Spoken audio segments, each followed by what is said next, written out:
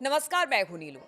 तो देखिए, जैसा कि कल मैंने आपको बोला था कि जो व्हाइट हाउस से जो बयान सामने आए उसमें यही कहा गया सेना और उनके प्रमुखों की तरफ से कि हम पूरी तरह से तैयार हैं ईरान पर हमले को लेकर। बस ट्रंप की हरी झंडी का इंतजार, यानी राष्ट्रपति ट्रंप की हरी झंडी का इंतजार है। इस बीच लगातार जो अमेरिका के विमान हैं, जंगी पोत हैं, वो लगातार जो ईरान के आसपास के इलाके वहां पर बढ़ाती चली जा रही है अमेरिका। और बताया जा रहा है कि इस वक्त करीब करीब 40,000 सैनिक अमेरिका के आसपास के क्षेत्रों में ईरान के देखने को मिले हैं। 250 से ज्यादा लड़ाकू विमान हैं या जंगी पोत हैं, वो ईरान की तरफ आगे बढ़ रहे हैं। डिप्लॉयमेंट्स लगातार वहां पर हो रहे हैं। लेकिन इसी बीच कल जो एक खबर आई भूकंप के झटके की, बताया गया कि क्या ये भूकंप का झटका परमाणु विस्फोट है, क्या ईरान ने परमाणु विस्फोट कर लिया। देखिए, ये बात हमेशा उठती है जब भी इस तरह के भूकंप के झटके ईरान में महसूस होते हैं, तो ये कहा जाता है कि देखिए वहां पर जो न्यूक्लियर साइट है, वहां के आसपास जो झटके महसूस होते हैं, उससे यही कयास लगाते हैं कि परमाणु विस्फोट ईरान ने कर लिया है, यानी परमाणु परीक्षण ईरान ने कर लिया है। लेकिन इसको लेकर भी बहुत सारी बातें आती हैं कि ऐसा नहीं है, वैसा नहीं है, बहुत सारी बातें। लेकिन जिस तरह से इस वक्त युद्ध के हालात ईरान के ऊपर मंडरा रहे हैं, उसको लेकर तो ईरान ने भी पूरी तैयारी कर ली है। क्योंकि जिस तरह से बहुत सारे रिपोर्ट्स है, CNN है और बाकी बहुत सारे ऐसे जो अलग अलग दुनिया भर के चैनल्स हैं, वो यही बता रहे हैं कि शनिवार तक हो सकता है इसी वीकेंड में अमेरिका हमला कर दे। हालांकि 10 दिन का वक्त अमेरिका ने दिया है ईरान को और साफ साफ लफ्जों में कह दिया है कि अब और वक्त आपको नहीं मिलेगा। और इसी बीच ये भी खबर मिल रही है कि मिडिल ईस्ट में अमेरिका के बढ़ते सैन्य जमावड़े के बीच ईरान ने अब खुली धमकी दे दी है। देखिए, अभी तो सिर्फ धमकी थी, लेकिन अब एक लेटर में ये धमकी यूएन तक पहुंचा दी गई है। संयुक्त राष्ट्र के महासचिव एंटोनियो गुटेरेस को एक पत्र लिखा है ईरान ने और उसमें कहा गया है कि अगर तेहरान पर सैन्य हमला होता है तो फिर वो इलाके में दुश्मन ताकतों के बेस, फैसिलिटी और संपत्तियों को निशाना बनाएगा। जिस तरह से पहले भी अमेरिका धमकी दे रहा था, उसका जवाब ईरान दे रहा था, लेकिन अब लिखित तौर पर यह सब कुछ हो गया है। गुरुवार को संयुक्त राष्ट्र में ईरान के स्थायी मिशन ने अपने पत्र में कहा कि ईरान के लिए राष्ट्रपति डोनाल्ड ट्रंप की टिप्पणी सैन्य हमलों के असली खतरे का इशारा करती है। पत्र में कहा गया कि ईरान जंग नहीं चाहता, लेकिन अगर सैन्य हमला होता है तो तेहरान मजबूती के साथ इसका जवाब देगा। गुटेरेस को लिखे पत्र में लिखा गया है, ईरान ने बार बार हाई लेवल पर कहा कि वो ना तो टेंशन चाहता है और ना ही युद्ध, और वो कोई युद्ध शुरू नहीं करेगा। इस बात का जिक्र ईरान पहले भी करता रहा है, लेकिन अब उसने लिख कर दिया है कि वो अपने पड़ोसियों या किसी के साथ भी टेंशन नहीं चाहता है, युद्ध वो शुरू नहीं करेगा। लेकिन अगर युद्ध शुरू होता है तो फिर इसका जवाब जबरदस्त तरीके से ईरान देगा। लेकिन अगर उस पर मिलिट्री हमला होता है तो ईरान संयुक्त राष्ट्र के चार्टर के आर्टिकल 51 के तहत आत्मरक्षा के अपने अधिकार का इस्तेमाल करते हुए निर्णायक और उसी तरह से जवाब देगा। ईरानी मिशन ने चेतावनी दी है कि इलाके में दुश्मन सेना के सभी बेस, फैसिलिटी और एसेट्स जितने हैं सब उनके टारगेट पर हैं। यानी कि ईरान ने यह कह दिया है कि देखिए, हम हमला नहीं करेंगे, लेकिन अगर हमला होगा तो फिर अमेरिका के भी किसी भी जो एयर बेसेस हैं या उनकी फैसिलिटी है या एसेट्स हैं, उनको नहीं छोड़ा जाएगा। ईरान की चेतावनी अमेरिकी राष्ट्रपति डोनाल्ड ट्रंप की धमकी के बाद आई है, जिसमें उन्होंने कहा कि ईरान को अगले 10 दिनों में वॉशिंगटन के साथ बातचीत में एक काम की डील करनी होगी। देखिए, यहां पर भी वो बार बार धमकी दे रहे हैं, वरना बुरी चीजें होंगी। ट्रंप ने मिडिल ईस्ट में बड़ा जंगी बेड़ा तैनात कर दिया है, जिसमें aircraft carrier, worship, fighter jet, दूसरे मिलिट्री हार्डवेयर भी शामिल है। बताया जा रहा है कि एयर में ही आप वहां से ही फ्यूल भर सकते हैं ताकि उनको नीचे ना उड़ाया जाए। कई कई घंटे आप आसमान से ही स्ट्राइक कर सकते हैं। इस तरह की चीजें अमेरिका की तरफ से की जा रही है। ट्रंप ने बोर्ड ऑफ पीस, जिसकी बैठक कल थी, उस बैठक में कहा कि ईरान के साथ कोई काम की डील करना आसान नहीं है। यानी वो इस बात को भी मान रहे हैं कि ईरान उनकी बात नहीं मानेगा, कोई समझौता नहीं करेगा, लेकिन फिर भी उन्होंने कहा है कि हमें एक काम की डील करनी होगी, वरना बुरी चीजें होंगी।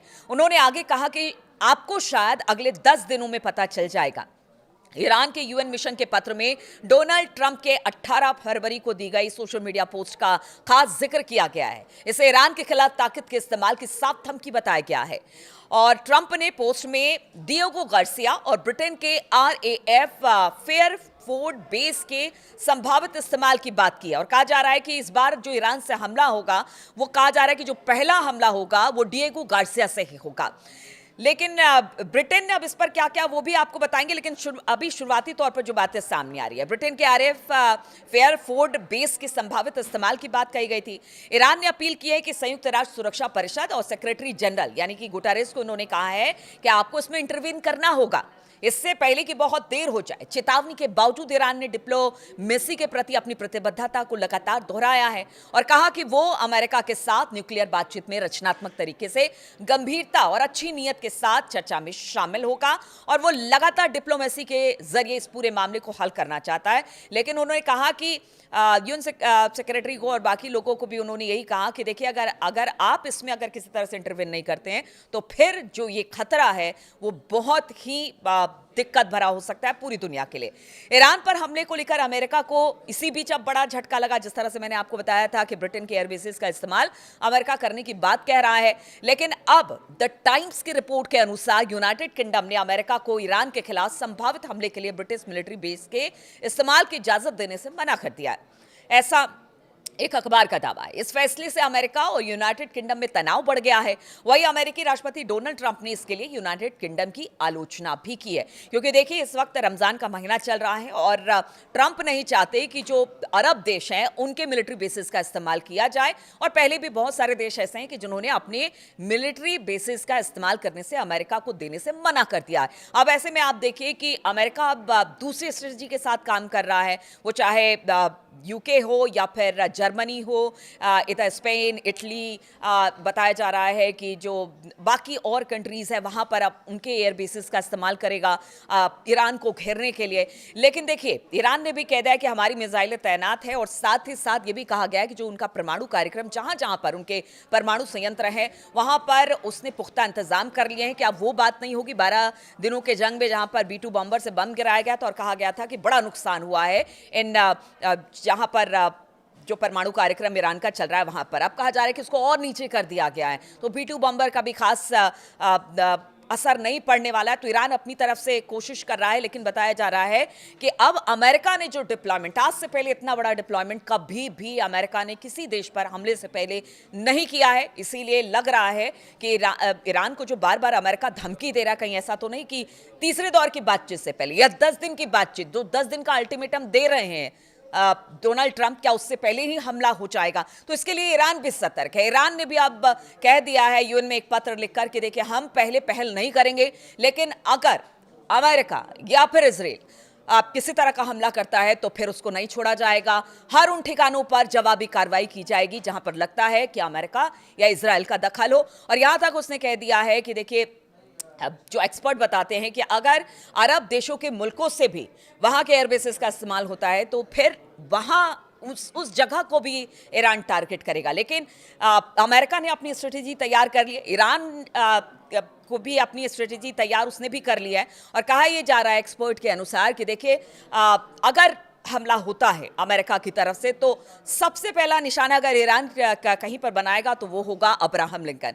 दूसरा निशाना वो इजराइल को बनाएगा और यहीं से कोशिश की जाएगी कि ज़्यादा से ज़्यादा डैमेज चाहे वो इजराइल हो या फिर अमेरिका हो उसको किया जाए। अब देखना होगा, देखिए युद्ध कोई भी नहीं चाहता है, इसीलिए ट्रंप भी रुके हुए हैं। ट्रंप को पता है कि अगर युद्ध होता है तो फिर इसके बड़े दुष्परिणाम होंगे, इसलिए अभी भी वो अल्टीमेटम पर अल्टीमेटम दिए जा रहे हैं। लेकिन ईरान जो है वो मानने को तैयार नहीं है। अब स्थिति क्या है, कैसे आगे बढ़ती है, 10 दिन के मोहलत से पहले ही क्या अमेरिका ईरान पर हमला कर देगा, ये लगातार इस पर हमारी नज़र बनी रहेगी और किस तरह के अपडेट्स इस पूरे मामले को लेकर आते रहते हैं वो भी हम अपडेट्स आप तक पहुंचाते रहेंगे। फिलहाल बहुत बहुत शुक्रिया हमारे साथ जुड़ने के लिए।